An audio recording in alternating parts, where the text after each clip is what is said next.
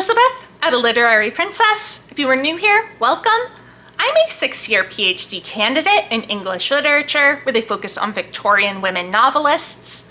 And as you might expect, I love to read. Today I have the first of several Jane Austen July videos for you.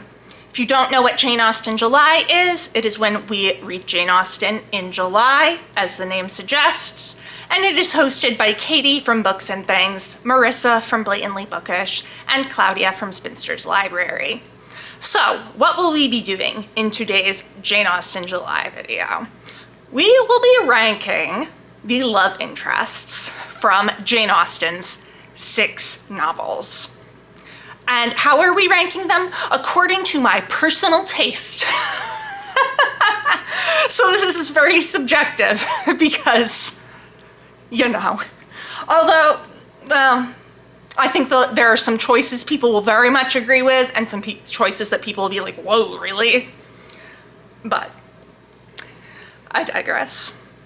So, as I said, these 6 main novels, Sense and Sensibility, Pride and Prejudice, Mansfield Park, Emma, Persuasion, and Northanger Abbey. Now, when I say love interests, who do I mean?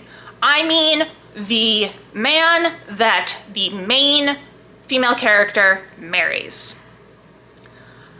So, Willoughby from Sense and Sensibility, not on here, also screw that guy. Frank Churchill from Emma, not on here, and also screw that guy. Mr. Bingley from Pride and Prejudice, who marries Jane, not on here because I don't consider Jane of equal main character status as with Elizabeth. So even though he's great, he's not on here. However, with Sense and Sensibility, both Colonel Brandon and Edward Ferrars are on here because Marianne and Eleanor are equal main characters. So there's going to be 7 men to rank. Let's jump in. Coming in at number 7, so dead last place. And this was not a very hard decision, although these bottom two, I did think about for a little while, but then I was like, wait, no, there's no question. It's Edmund Bertram from Mansfield Park. This man sucks. I'm sorry. I don't see what Fanny sees in him. Oh, by the way, there's gonna be spoilers for all of these books. Sorry. Anyway, I don't get it. I don't get it at all. First of all, he's your cousin. Like, first cousin. I get that they did that sometimes, but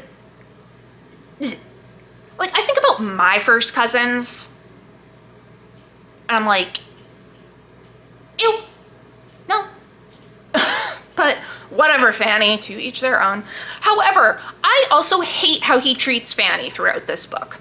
He is over the moon about Mary Crawford through almost the entire book until the very end. And he neglects Fanny in favor of her. He wants Mary Crawford to get to ride a horse, so he uses Fanny's pony for her to ride. But Fanny is supposed to ride her pony every day as a form of light exercise to get her out in the world because she has a very delicate constitution. So she becomes literally ill because this mother effing jerk is so inconsiderate that he's like not even thinking about the fact that Fanny might want to ride her pony. And like, one of the things about Edmund is he's supposed to be more considerate of Fanny than the rest of his family, which is, first of all, a very low bar because they all suck. But he doesn't even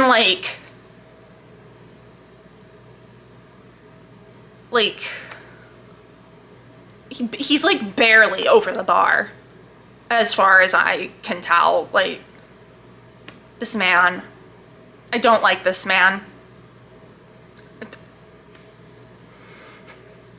It's a very unsatisfying love story for me, which the point of Mansfield Park is not to be a love story. I think we all always think that Jane Austen's books are love stories, but I would really only say that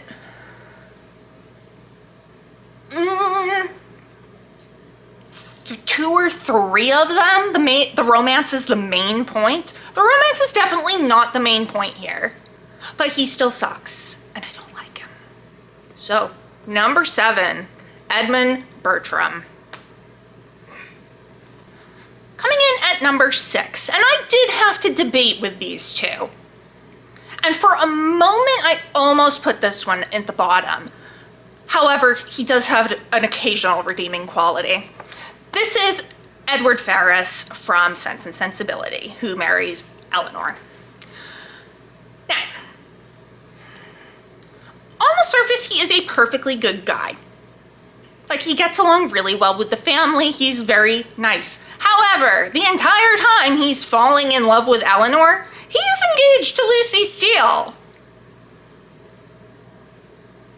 Dude. Now, the reason he ends up above Edmund is because he does stick to his promise and refuses to break off his engagement with Lucy Steele, even though his family disapproves of it and even though he is in love with Eleanor. So I'm like, okay, I can appreciate your,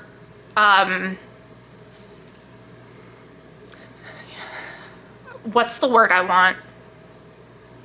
Like, integrity in that aspect. Although, dude, you were flirting with Eleanor the entire time knowing you were engaged. So, like, So yeah, I still really don't like him that much, but he has a redeeming quality. At least he was like, no, I will keep my promise and marry Lucy, and then she ended up throwing him over so he could get with Eleanor. But still, I don't think too much of him. He's also kind of boring. All right, I am gonna put this one down because obviously since we have 2 main characters in Sense and Sensibility, we do have 2 love interests, so this will be coming back. Coming in at number 5, and this is the one that I think is going to be really controversial. Number 5 is Mr. Darcy from Pride and Prejudice.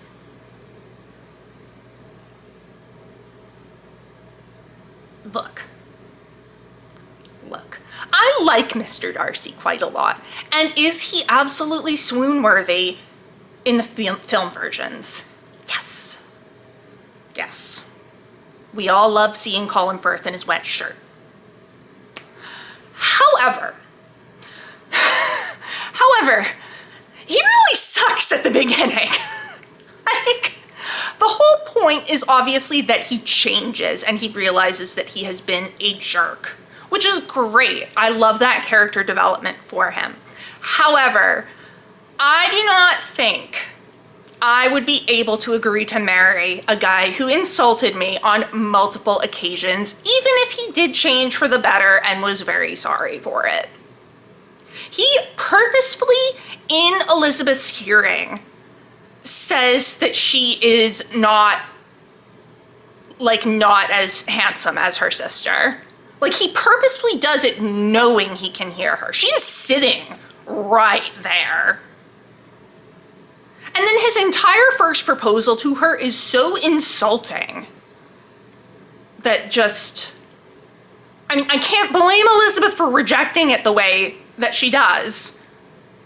And then he's all offended by it. I'm like, bro, you just spent like 15 minutes insulting her. So, like, I'm sorry, he has to go on the lower end because he's such a snob. And, like, he just thinks it's, like, okay to insult people that way because they were, like, country people and he didn't think he was going to see them again. And that he didn't think it was going to matter. But then he ended up falling in love with her, so it did matter. But, like, so if he hadn't ended up falling in love with Elizabeth, he never would have changed. He would have continued being a jerk. And I don't like that. As swoon-worthy as he is in the movies, and as much as I do love their relationship and how they end, I'm sorry, like, nah, bro, you kind of suck. Not as much as Edmund. Nobody sucks as much as Edmund. Except for, like, you know, Wickham and Willoughby and Frank Churchill, the people that are really supposed to suck. But yeah. So no, Darcy's at number 5. I'm sorry. I'm sorry. I know, cue the angry comments. Coming in at number 4 is Henry Tilney from Northanger Abbey. Henry is just really sweet. Like, he's just a really genuinely nice guy. And he understands women. Like, he can appreciate a good dress. He can appreciate a good gothic novel. Like, yeah, like, okay. I think that if I had made this list when I was younger, he would probably be even higher than number 4. Because he's like, he's great.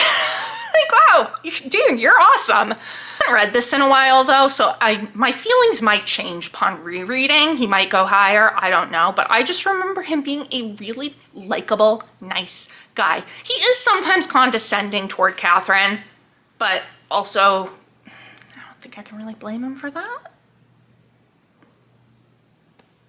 So, you know. But, no, he seems like a really reasonable man who likes to read, who can appreciate books as fiction and not think they are reality, Catherine, and who is just like, he notices things in a way that a lot of other people don't. So yeah, Henry Tilney's at number 4. Number 3 is Captain Wentworth from Persuasion. Now, this man writes the most romantic letter in the history of romantic letters, okay? And no, I will not hear any contrary opinions. That letter is, oh, this is my favorite Jane Austen book.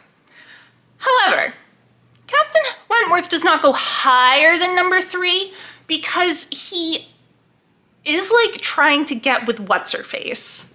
And by what's-her-face, I mean Louisa Musgrove. He is like very much flirting with her right in front of Anne. And like, he's gotta know that's painful for Anne. I think he acknowledges that it's painful for Anne. However, he also does clearly still really love Anne. And he does some great things like pulling her obnoxious nephew off of her when the little kid's being friggin' annoying. And like, it's just little things like that where you're like, you really do love her. But he gets points off for not immediately going for Anne again. I'm like, maybe that's not fair of me. So yeah, he's fantastic. Definitely the most romantic of these men, but he gets points off for the flirtation with Louisa. Coming in at number 2 is Colonel Brandon from Sense and Sensibility, who Marianne does not appreciate enough. Even by the end of it, like, even when she marries him, I'm like, girl, you don't appreciate him. This man is just so kind. He is kind, he is caring, he is everything. And does it help that Alan Rickman plays him in the movie? Yes.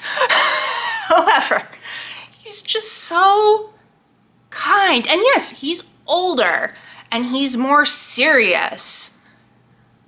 I like that. Because, you know, I am also older at this point and more serious. To be fair to Marianne, if I'd been making this when I was younger, he would have been lower down. But as an adult, I'm like, wow, Colonel Brandon is really one of the greatest men in Jane Austen's body of work. Like, yeah, he's great, he's loyal, he's just great. I love him. And so, I'm sure you can, by process of elimination, figure out who is number 1. And it is Mr. Knightley from Emma.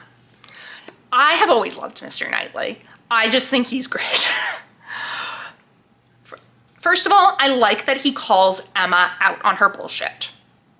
I appreciate that in a guy when he can be like, no, you're being you're wrong and you're being ridiculous. Stop. I appreciate that. Again, as with Colonel Brandon, he's more mature than a lot of the other love interests. He is on the older side. A lot of people think that the age gap between him and Emma is creepy. I've never felt that way. I'm not even actually sure what the age gap is. I think he's in his 30s and she's 21. Like, that's not that bad. So, and also, like, as a woman in my 30s, I'm like, yeah, I'll get he agrees to move into her father's house, even though he has this beautiful house. He's like, yes, I know you don't want to leave your father alone, so I will move in with you guys. He's so considerate. He